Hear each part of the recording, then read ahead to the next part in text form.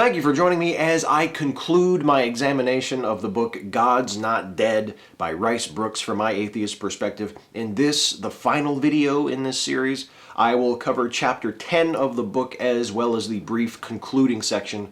So let's get started with a look at chapter 10, which is titled Living Proof. Broocks begins by touting the flourishing of Christianity worldwide, despite so many predicting throughout the 20th century that it would eventually disappear.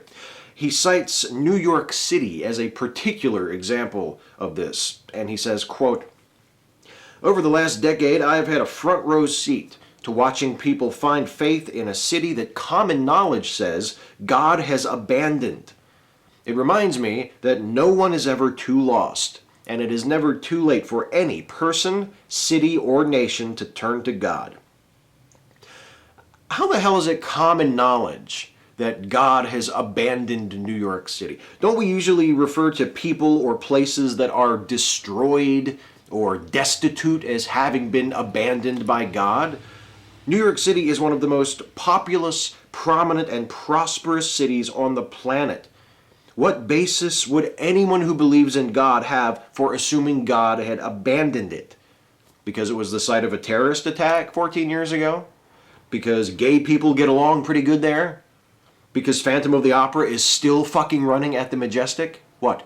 I would like to know. I want to know.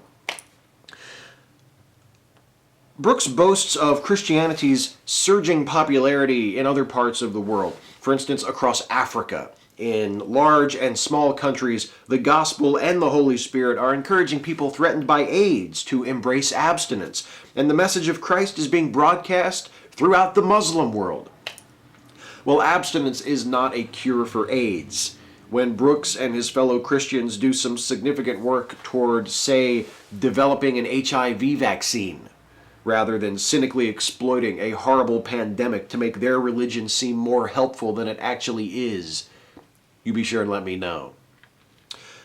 Not that further evidence was necessary, but Brooks's bragging on Christianity penetrating the Muslim world is yet another indication, and by the way, not the last indication we will get in the book, stay tuned, of how narrow and sectarian his message is. God certainly isn't dead for people who are devout Muslims.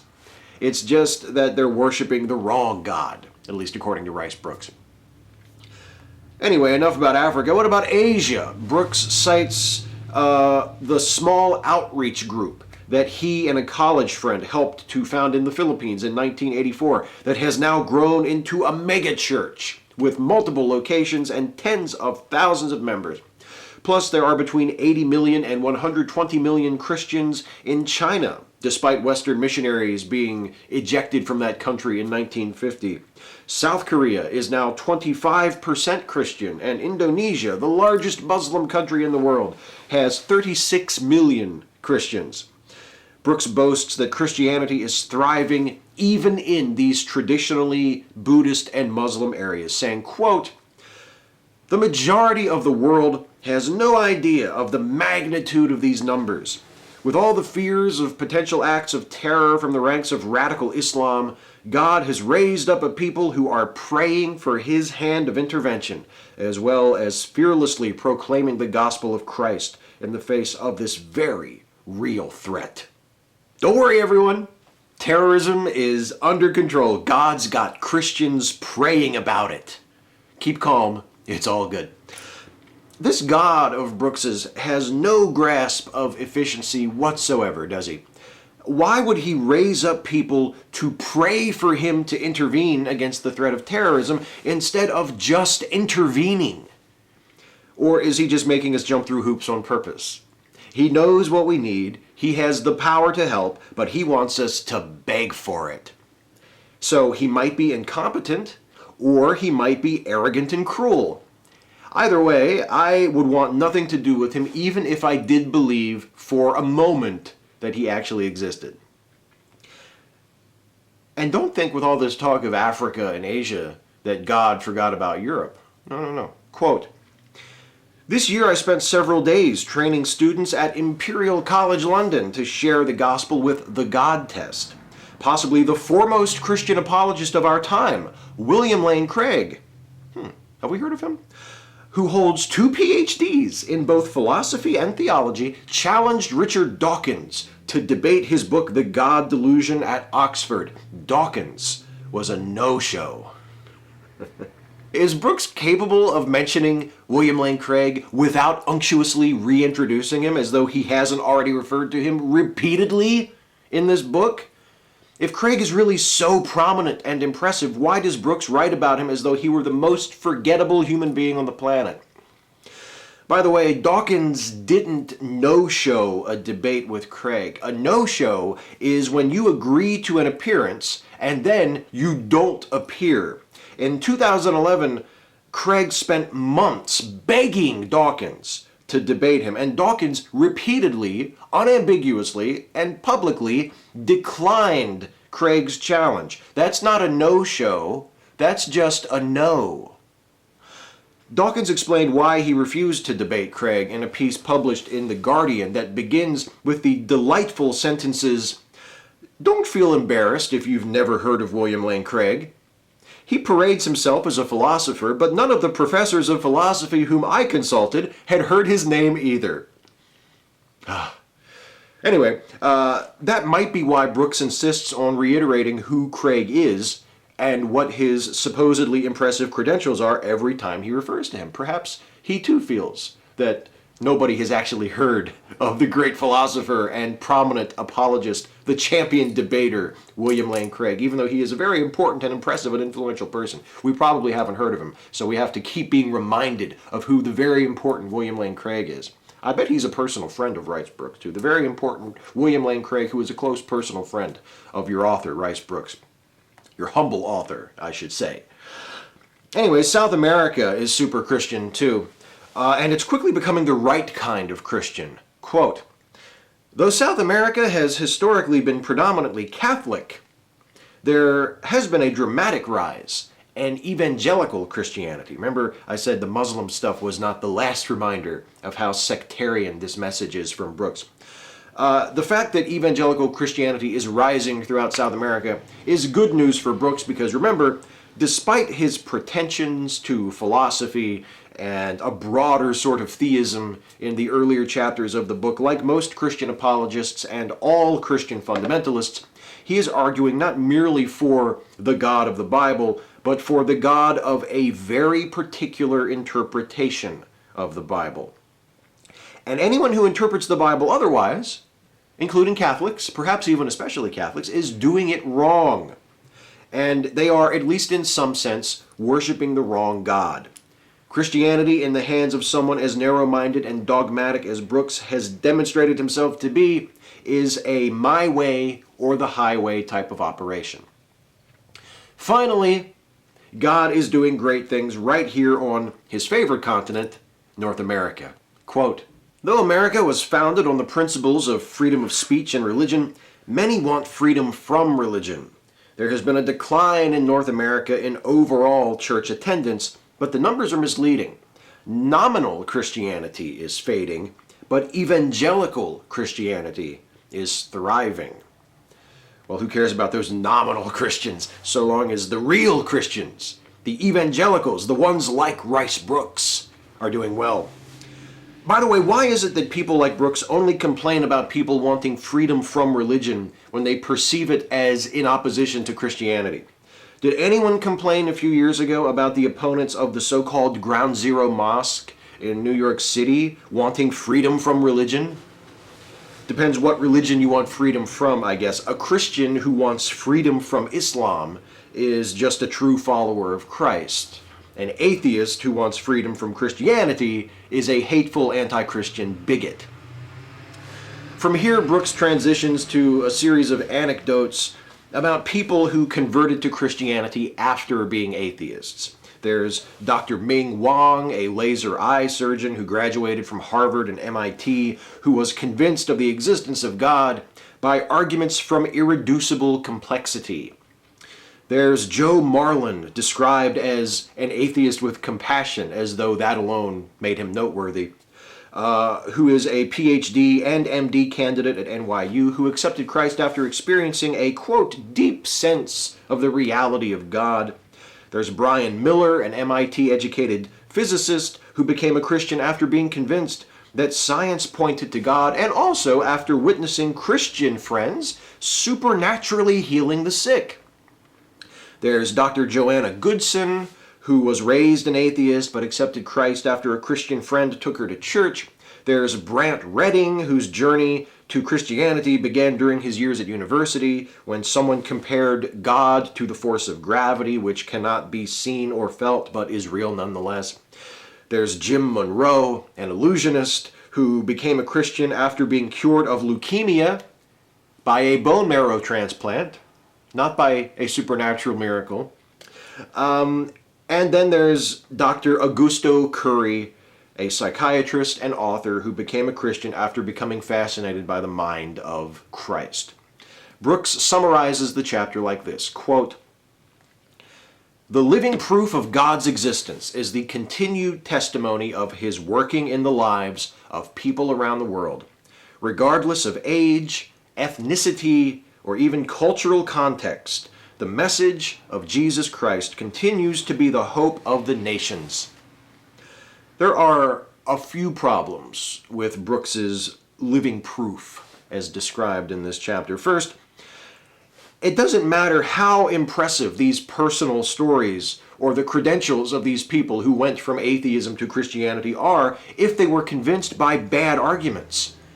Telling me that a brilliant, prominent surgeon was persuaded by irreducible complexity doesn't make that bad argument look better. It makes that intelligent person look worse. Telling me that a physicist who demands empirical evidence was convinced in part by seeing Christian friends heal sick people with the power of God doesn't make me question my beliefs on supernatural healing. It makes me question the consistency of that physicist's commitment to science and empiricism. Did it never occur to him to study the supposed healing powers of his friends scientifically? Second, I could easily put together a list of very intelligent, impressive people who were convinced for one reason or another to leave Christianity behind in favor of atheism.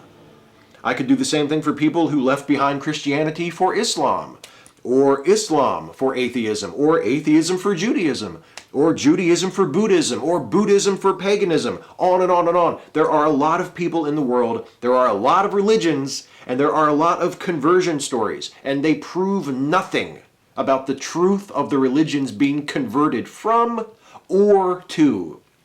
Third, when Brooks declares that the testimony of people who claim God has worked in their lives is the living proof of the truth of his religion, he's indulging in the same blatant selection bias upon which this entire book has relied. People who have embraced Christianity and found peace and purpose and prosperity are evidence for Brooks's position, according to this. But what about the Christians who haven't felt God's amazing presence in their lives? What about the drug addicts who gave their lives to Jesus and weren't miraculously delivered from their addictions? What about the cancer patients who prayed earnestly to God for a healing and died anyway? What about the evangelists who stepped out in faith and started their own churches and fell flat on their faces? What about the devout believers in God who asked Jesus for help paying their bills but still lost their homes? If we're to count the happy and successful Christians as evidence for the proposition that Brooks's God is real, why are we not to count the sick, suffering Christians as evidence against the proposition? Brooks might counter this with another variation of his no true Christian shtick, or he might wonder if perhaps God was using suffering to temper the characters of these downtrodden Christians.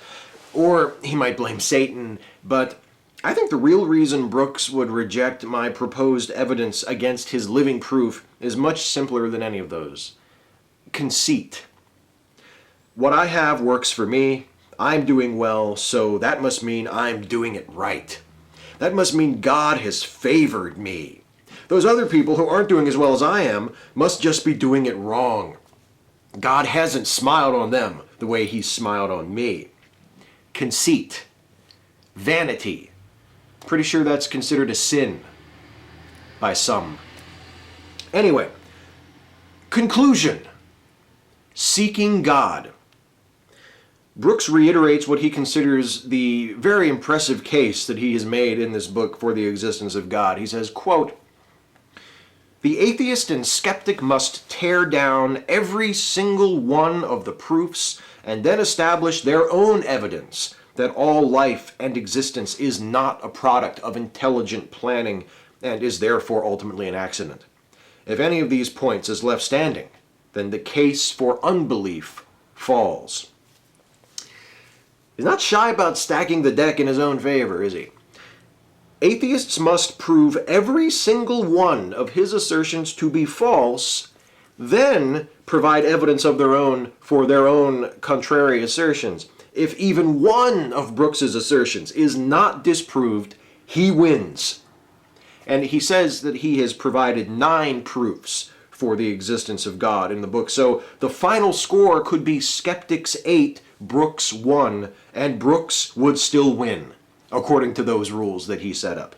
This is like playing air hockey against someone who insists you spot them 6 points. I still reject the notion that a naturalistic understanding of the universe requires me to believe everything was quote-unquote an accident.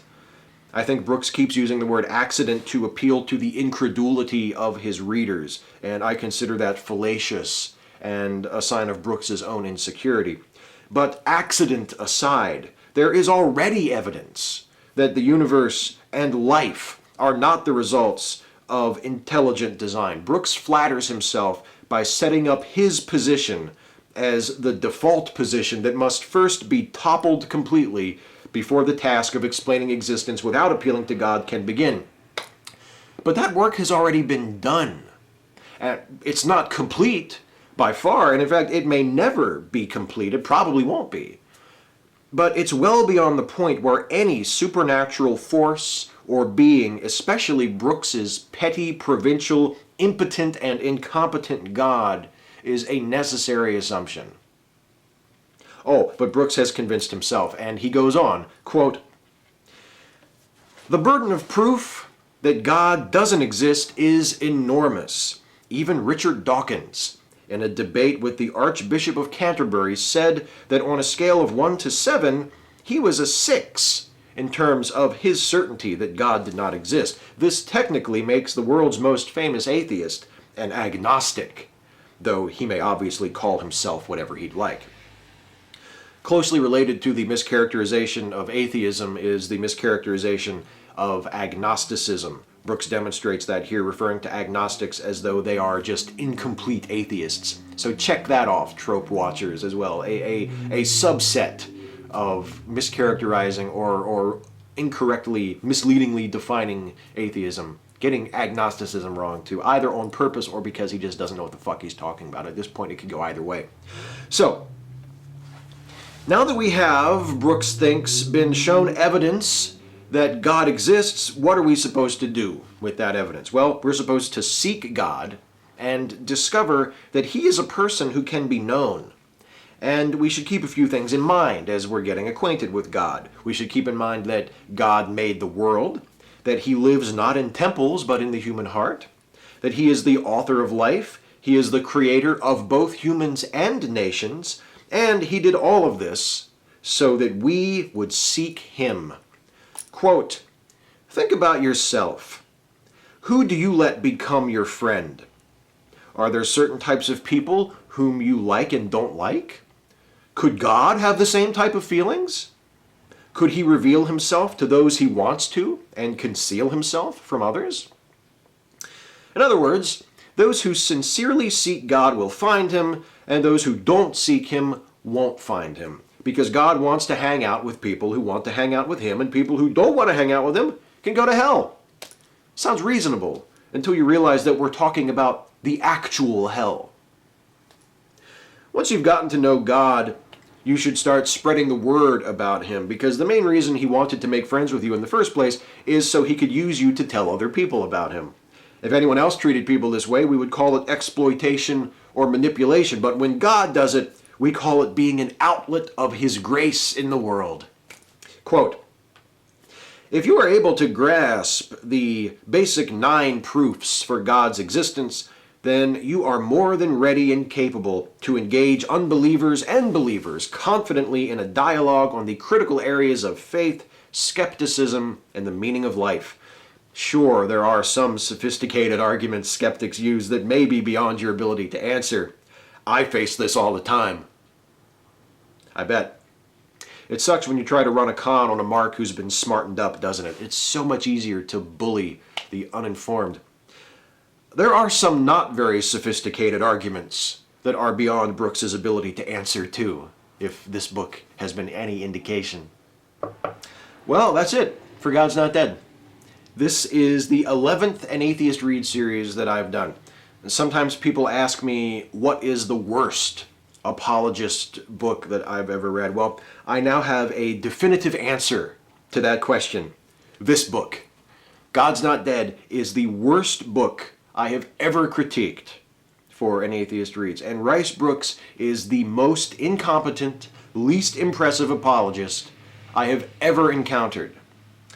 Throughout this series, I've had a little fun, very little, pointing out the cliches and the common tropes of apologetics employed by Broocks in the book. And you know, I don't think Broocks has missed any of the big ones.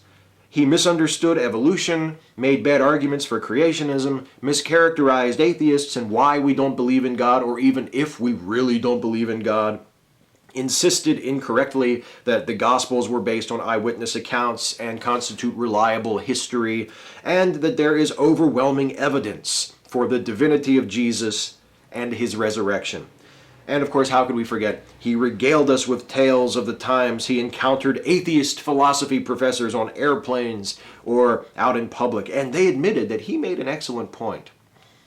The proliferation of these tropes, particularly the almost certainly phony philosophy professor anecdotes, are the most obvious symptoms of the biggest problem with this book: its redundancy.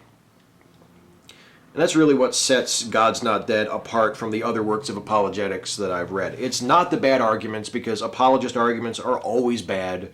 It's not the half-hearted, disingenuous attempts at engagement with skeptics. Apologists are always disingenuous toward skeptics. It's not the terrible writing. Apologists, with to date the lone exception of C.S. Lewis, are always terrible writers, although Broocks is exceptionally awful in that respect, it must be said. No, it's how utterly unnecessary the book is.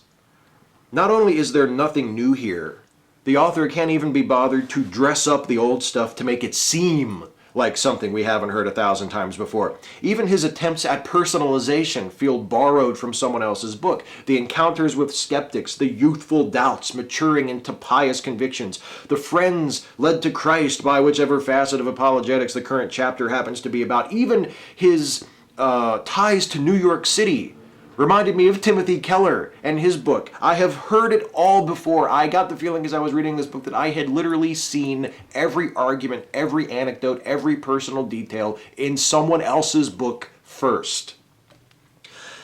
If this book had been published 40 or 50 years ago, I might consider it a landmark of its ignoble genre, a seminal work that set the tone and influenced all Christian apologists that followed. But it wasn't published 40 or 50 years ago. It was published in 2013. It's as if Rice Broocks read The Case for Christ and I Don't Have Enough Faith to Be an Atheist and said to himself, well, these two are practically twins. Wouldn't it be great if we had triplets? And thus was born God's Not Dead, one of the most superfluous books ever written. Unneeded, unwanted, extraneous, except to the vain, fallow intellect of the man who wrote it. And there you go. That's it.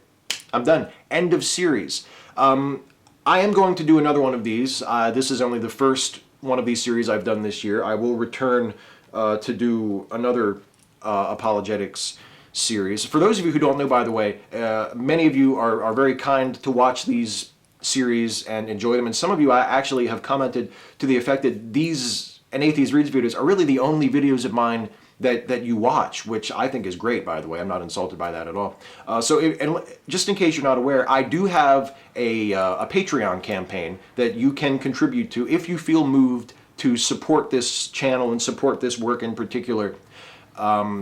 Through a monthly monetary donation. It's completely optional. It's just a thing that is there, that exists, that you can feel free to contribute to. I would greatly, greatly appreciate it if you are able to do that and if you are interested to do that. One of the milestone goals in the Patreon campaign, when I reach a certain funding level, is to produce audio versions of these series, to do new audio podcast versions of all of these an Atheist Read series, which a lot of you have asked for, and which I would very much like to do, but to do in a very high quality way. So consider that, just letting you know that the Patreon thing is there if you want to contribute to it. If not, that's completely fine too. Thank you for watching.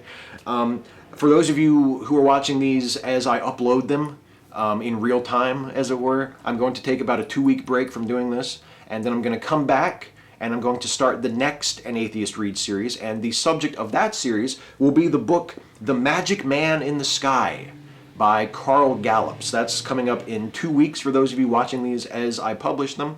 And for those of you who have enjoyed this series and enjoyed my examination of this book, thank you so much for watching. Please comment on this video.